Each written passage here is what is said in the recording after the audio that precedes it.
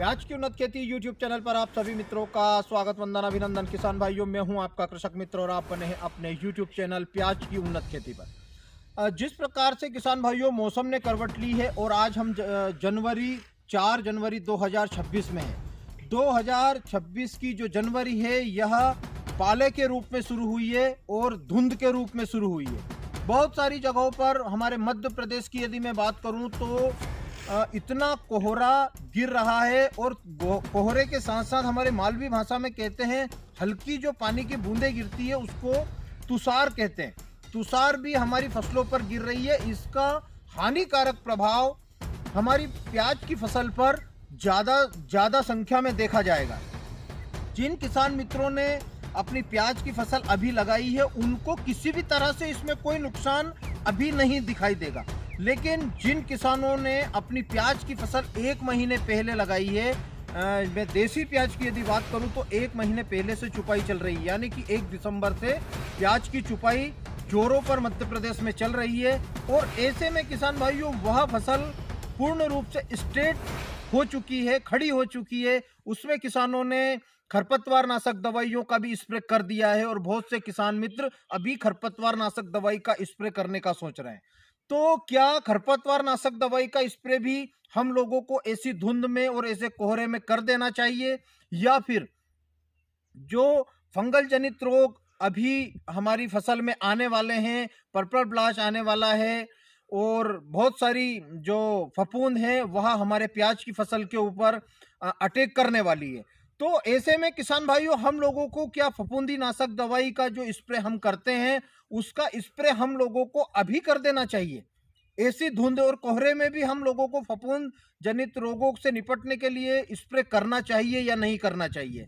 यदि आप लोगों को वीडियो अच्छा लगे तो इसे शेयर जरूर करें और सब्सक्राइब जरूर करें।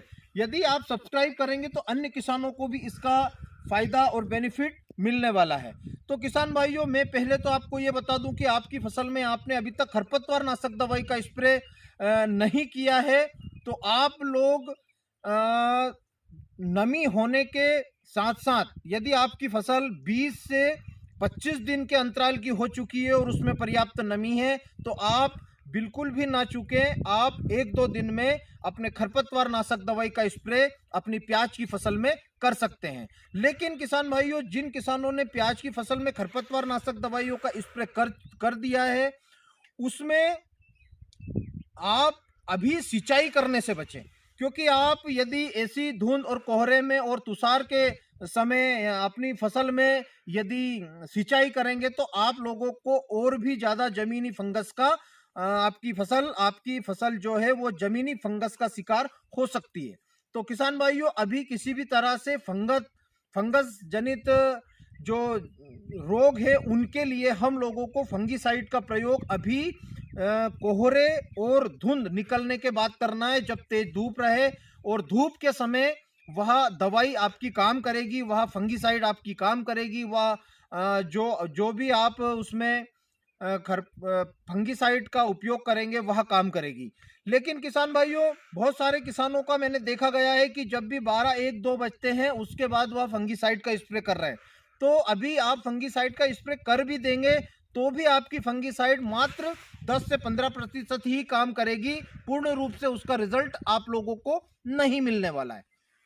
तो इसलिए आप कोहरा छट जाए और कोहरा छटने के बाद जब सूर्य का प्रकाश मजबूत तरीके से हमारी प्याज की फसल पर पड़े उस समय हम लोगों को फंगीसाइड का प्रयोग करना है। मैं यूं नहीं बोल रहा हूं कि नहीं करना है, लेकिन जब धूप निकले और धूप निकलने के बाद ही हम लोगों को फंगीसाइड का प्रयोग करना है। उसमें कौन कौन सी दवाइयों का प्रयोग करना है हम इसका विस्तृत विश्लेषण अगले वीडियो में करेंगे, ताकि किसानों को ज़्यादा खर्च भी ना हो और जो फंगल इन्फेक्शन जमीनी रूप में और हमारे पौधे पर इस धुंध से और इस तुषार से दिखने वाला है उससे हम निजात पा सकें। बहुत सारे किसान मित्र सोचेंगे कि क्या एक ही स्प्रे से हम लोग इस फंगस का निपटारा कर सकते हैं, तो बिल्कुल भी नहीं कर सकते। हम लोगों को कंटिन्यू 8-8 10-10 दिन में 2 स्प्रे किसान मित्रों इसमें करना पड़ेंगे। अब हम बात करें कि पानी कब दें। बहुत सारे किसान मित्रों की फसलों में 15 से 17 दिन हो चुके हैं कि अब पानी लगाने वाले हैं हम। तो किसान भाइयों, नमी की मात्रा सबसे कम रखें। यदि आप पानी का सोच रहे हैं कि हम हमारी प्याज की फसल को पानी देने वाले हैं और समय हो चुका है कि हम पानी दें, तो आप अभी 2-4 दिन और पानी जो सिंचाई है उसको डिले कर सकते हैं। प्याज की फसल में ऐसा मौसम रहता है, ठंडा मौसम रहता है, तो ऐसे में किसान भाइयों सबसे पहले हम लोगों को सिंचाई की जो व्यवस्था है उसको समझना पड़ेगा। यदि हम स्प्रिंकलर से सिंचाई कर रहे हैं तो फिर भी हम लोगों को 1 या 2 दिन रुकना पड़ेगा, क्योंकि जब जमीन में नमी ज़्यादा होती है और एटमॉस्फेयर में भी नमी होती है, तो हमारे पौधे के बीच में जो प्रकाश संश्लेषण की जो क्रिया होती है वह रुक जाती है, और यह रुकने से पौधा कमजोर होता है, उसमें रोग प्रतिरोधक क्षमता कम हो जाती है। रोग प्रतिरोधक क्षमता कम होने से फफूंद जनित रोग बढ़ जाते हैं और पौधे के ऊपर बारीक बारीक हम लोगों को पीले कलर के निशान दिखाई देते हैं, और वह धीरे धीरे धीरे धीरे आंख की आकार के बन जाते हैं, जिसे हम पर्पल ब्लास्ट के नाम से जो बीमारी लगती है प्याज में वह होती है। नोक सूखती है, पत्ते के ऊपर की जो नोक है वह सूखने लगती है, और धीरे धीरे धीरे धीरे हमारा पौधा पूरा पीला होने लगता है। तो किसान भाइयों, सबसे पहले आप लोगों को सिंचाई यदि आप कर रहे हैं तो उसको तुरंत रोक देना है। 2-4 दिन बाद जब भी कोहरा छटे और ये धुंध का मौसम खत्म हो, सूर्य का प्रकाश धरती पर गिरे, उस समय हम लोगों को प्याज की फसल में पानी लगाना है। पानी, मैं यूं नहीं कह रहा हूं कि पानी नहीं लगाना है, पानी लगाना है, लेकिन अभी 2 से 4 दिन 5 दिन रुकने के बाद हम पानी लगाएंगे, उसमें नमी देंगे तो वह ज्यादा काम करेगी, क्योंकि उसके साथ में हम फर्टिलाइजर का प्रयोग भी करेंगे, सल्फर का प्रयोग भी करेंगे, और जमीनी कीट के लिए हम उसमें कीटनाशक का प्रयोग भी करेंगे।